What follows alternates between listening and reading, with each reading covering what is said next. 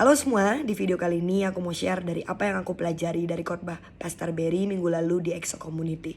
Gembala saya berkata bahwa setiap kita anak-anak Tuhan harus memiliki yang namanya tujuan ilahi. Karena kalau tanpa tujuan ilahi, setiap kita bisa kalah dengan satu musuh anak-anak Tuhan, yaitu adalah waktu. Kita harus tahu bahwa waktu itu berjalan dengan begitu amat sangat cepat.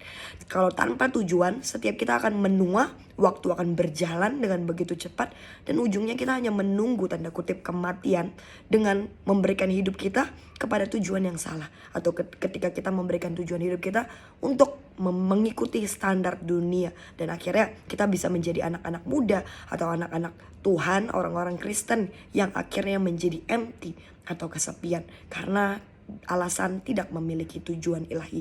That's why itulah pentingnya setiap kita anak-anak Tuhan harus memiliki yang namanya tujuan ilahi. Gembala saya berkata bahwa jangan biarkan setiap kita ini melambat dengan semua keadaan. Karena situasi, karena standar yang dunia telah set. Jangan sampai kita melambat dari semua yang ilahi yang Tuhan sudah tetapkan di dalam hidup setiap kita. Kenapa? Karena semuanya itu ada waktunya. Kita harus tahu waktu itu terus berjalan. Bahkan bisa dikatakan waktu itu berlari dengan begitu amat cepat. Jadi, dan kita juga harus tahu bahwa yang namanya pertumbuhan itu butuh yang namanya waktu. Kita gak bisa hari ini menanam benih buah dan besok kita expect buah itu langsung bertumbuh dengan lebat. Gak bisa. That's why gembala saya berkata kepada anak-anak muda yang ada di EXO Community, mulai dari ketika kita masih masa muda, memilihlah. Apakah kita mau mengikut Tuhan dengan sungguh-sungguh? Apa kita mau setengah-setengah? Atau kita mau berkata masih mau ikut dunia? That's why kita harus memilih dari sejak kita masih muda. Kenapa? Agar semuanya sesuai dengan timeline Tuhan. Karena pertumbuhan itu butuh waktu. Pertumbuhan itu gak ada yang instan gitu. Jadi ayo setiap kita hari ini set dan memutuskan apakah kita ini dari muda mau untuk ada di dalam tracknya Tuhan. Kalaupun hari ini kita tanda kutip benar-benar mau untuk yang namanya masuk di dalam rencana Tuhan, ketetapan Tuhan, dan ada di dalam tracknya Tuhan, saya percaya bahwa hidup kita udah gak ada lagi yang namanya kesia-siaan. So apa yang harus kita lakukan next ketika kita sudah men-set, ketika kita mau untuk ada yang namanya di dalam tracknya Tuhan? Gembala saya berkata ada satu rahasia untuk setiap kita anak-anak Tuhan untuk bisa selalu ada di dalam track Tuhan, yaitu adalah disiplin. Sepertinya mudah, tapi kalau kita praktek itu adalah hal yang sulit. Di dalam firman Tuhan di Matius 16 ayat 24 berkata seperti ini. Lalu Yesus berkata kepada murid-muridnya, setiap orang yang mau mengikuti aku, ia harus menyangkal dirinya, memikul salib dan mengikuti aku.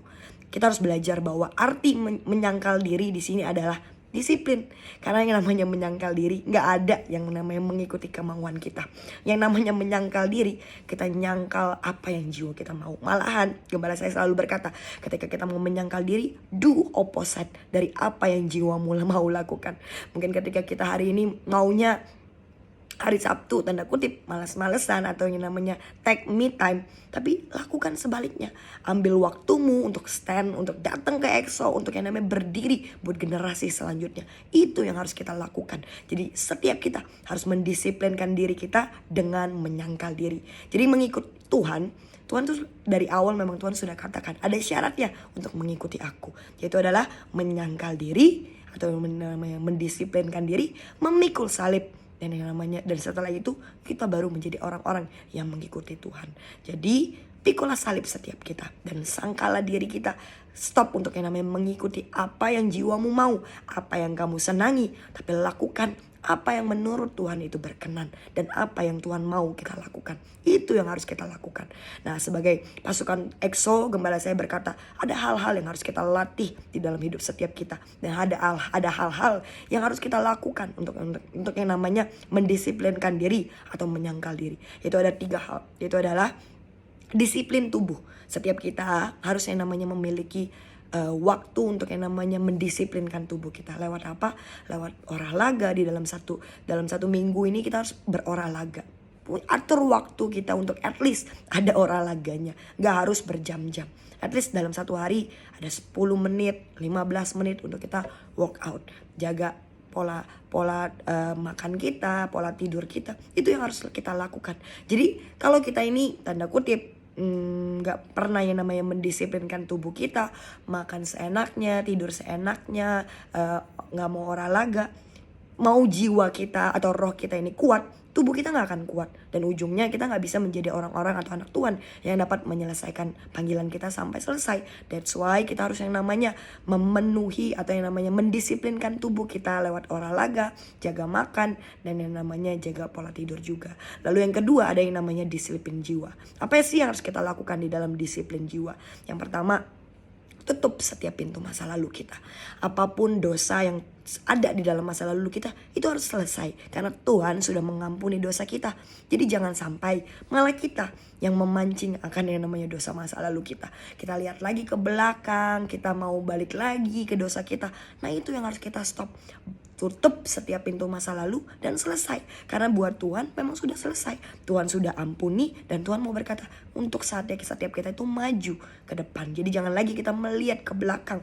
Jangan lagi kita bermain-main dan kutip atau nyerempet ke dosa-dosa kita yang lama gitu. Nah yang kedua adalah pergaulan. Kita harus menjadi orang-orang atau anak-anak Tuhan yang berani berkata tidak kepada pergaulan yang salah. Kalau misalnya kita tahu setiap hari Sabtu atau Minggu ada kebaktian, kita harus bisa berkata no kepada tawaran-tawaran yang ujungnya membuat kita harus memilih, harus ke gereja ataupun ke nongkrong atau apapun. Nah itu udah bukan lagi menjadi sebuah option, tapi setiap kita harus berani untuk berkata tidak kepada pergaulan-pergaulan yang kita tahu bahwa itu bukan pergaulan yang dari Tuhan gitu. Jadi jangan sampai kita ini punya kebiasaan atau habit ketika kita luka, ketika kita kecewa, akhirnya kita jauh dari gereja, kita nggak mau ikutin kebaktian, nggak mau bertemu dengan orang-orang godly people. Nah itu yang salah. Harusnya kita menjadi anak-anak Tuhan yang cepat pulih dari setiap luka. Bahkan ketika kita luka, yang harus kita lakukan apa? Lari semakin mendekat kepada Tuhan kita gitu. Jadi ketika kita luka, hadapi dan selesaikan. Itulah anak-anak Tuhan yang memiliki kedewasaan. Dan yang di poin disiplin jiwa ini yang harus kita latih adalah terus memegang benih pertama dan kedua. Kenapa? Benih dari mana kita berasal itu harus terlalu kita ingat. Karena jiwa kita ini sebenarnya gampang lupa. Kita akan cepat sekali lupa dengan apa yang Tuhan sudah lakukan dalam hidup setiap kita. That's why kita harus memegang dan setiap hari di dalam daily life kita mengingatkan kepada jiwa kita, kepada roh kita betapa baiknya Tuhan. Betapa Tuhan mengambil kita dari yang namanya yang tadinya tidak layak, yang tadinya tidak bisa tanda kutip gak berguna, tapi Tuhan tetap ambil, Tuhan terdandani dan Tuhan jadikan indah. Itu yang harusnya buat setiap kita ingat dan buat setiap kita dapat mendisiplinkan jiwa. Dan yang kedua adalah benih never be the same. Tuhan sudah melihat kita ini tidak pernah menjadi sama lagi. Jangan sampai diri kita malah menjadi orang yang melihat bahwa kita ini selalu sama dan ujungnya kita gak kemana-mana, go nowhere. Tapi ayo sama-sama sepakat dengan gembala kita, dengan Tuhan, bahwa kita ini adalah anak-anak Tuhan yang udah gak menjadi sama lagi. Jadi pakai benih pertama dan kedua. Dan yang terakhir adalah disiplin roh.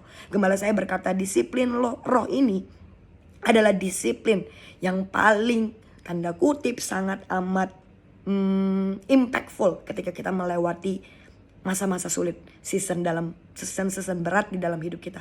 Mungkin badai, mungkin cobaan. Ini yang paling akan membantu kita, yaitu adalah doa dan baca Alkitab, firman Tuhan, mendengarkan sermon, mendengarkan khotbah atau baca buku rohani. Dari poin ketiga ini, disiplin roh ini akan sangat membantu setiap kita untuk yang namanya melewati segala sesuatu yang di dalam hidup kita. Mau hal yang baik, buruk, jelek, gagal, indah atau apapun, disiplin roh ini akan menentukan banyak di dalam setiap pergumulan setiap kita.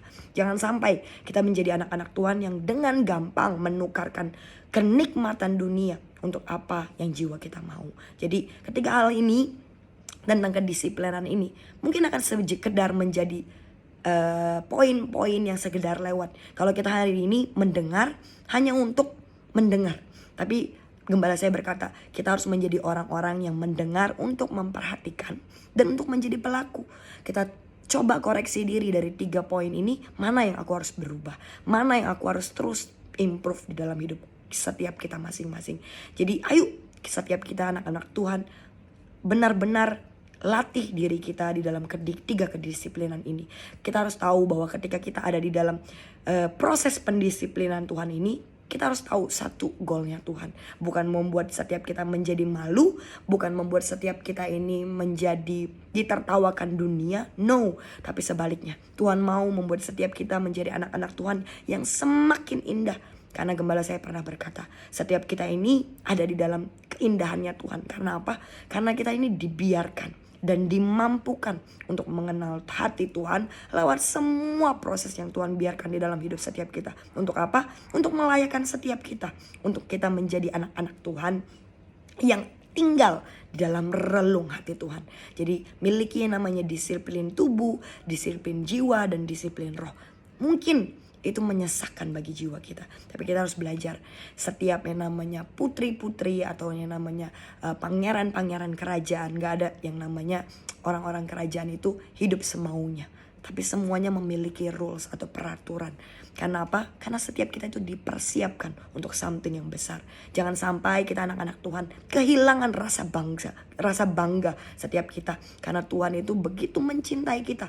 Kalau kita jadi anak-anak Tuhan malah malu untuk mengakui kita ini begitu dicintai, dikasihi sama Tuhan, there's something wrong dengan kita. Tapi sebaliknya, harusnya kita sebagai anak-anak Tuhan memiliki rasa bangga. Bagaimana kita yang dulunya gak layak, tapi dipanggil, dipilih sama Tuhan untuk yang namanya membalikkan keadaan bersama Tuhan. Jadi ayo sama-sama kita miliki dan latih yang namanya ketiga kedisiplinan di dalam hidup setiap kita. Disiplin tubuh, disiplin jiwa, dan disiplin roh. Mari kita sama-sama terus sangkal diri kita. Karena dari situ kita akan masuk dalam, bisa menjadi anak-anak Tuhan yang berkenan untuk ada di dalam relung hati Tuhan. So I hope dari video ini bisa memberkati setiap teman-teman. God bless you.